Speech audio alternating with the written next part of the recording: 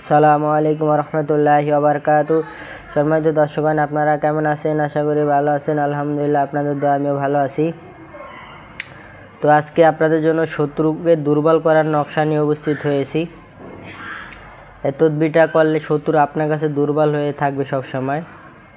তো যারা এই ভিডিওটা দেখতেছেন, তদবিরের অনুমতি পেতে হলে ভিডিওতে একটা লাইক করবেন, শেয়ার করে দিবেন এবং ভিডিওর নিচে কমেন্ট করে বলবেন যে আমি অনুমতি চাই, তাহলে আমি অনুমতি দিয়ে দিব। আর অনুমতির পাশাপাশি নিয়ম ভালোভাবে জানতে হবে, আমল করবেন, নিয়ম ভালোভাবে জেনে তারপর কাজ হবে। এই জন্য কী করতে হবে, ভিডিওটা শুরুতে শেষ পর্যন্ত দেখতে হবে আপনার নিয়ম ভালো করে জানতে হলে। এই তদবিরটা হচ্ছে সূরা ফিলের নকশা। আলাম তারা কাইফা ফাআলা রাব্বুকা বিআসহাবিল ফিল। এই সূরা ফিলের নকশা এটা আপনি ব্যবহার করলে শত্রু সব আপনার কাছে দুর্বল হয়ে থাকবে সব সময়, আপনার কাছে নত স্বীকার করবে।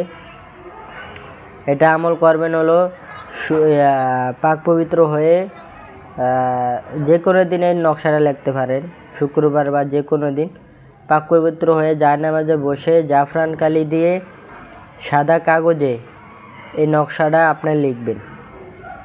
ঠিক আছে, ভালো করে নকশাটা লিখবেন।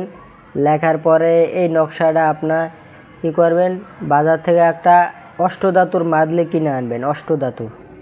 ঠিক আছে, অষ্টধাতুর মাদলি পাওয়া যায়, বাজার থেকে কিনে আনবেন। এই অষ্টধাতুর মাদলির ভিতরে আপনি কী করবেন, এই নকশাটা ভরে মোম দিয়ে আটকায়া আপনার নিজের সাথে ব্যবহার করবেন, সাথে রাখবেন সবসময়। দেখবেন শত্রু সবসময় আপনার কাছে দুর্বল থাকবে বা সে নত স্বীকার করবে। আপনার সাথে শত্রুতামি আর করবে না। শত্রুকে দুর্বল করার নকশা, এই তদবিরটা করবেন অল্প সময় শর্টকাটে। আপনাদেরকে ছোটো একটা তদবির দিলাম শত্রুকে দুর্বল করার জন্য। তো আশা করি ভালো লাগছে। তো এতটুকু। আসসালামু আলাইকুম রহমতুল্লাহি ওয়া বারাকাতুহু।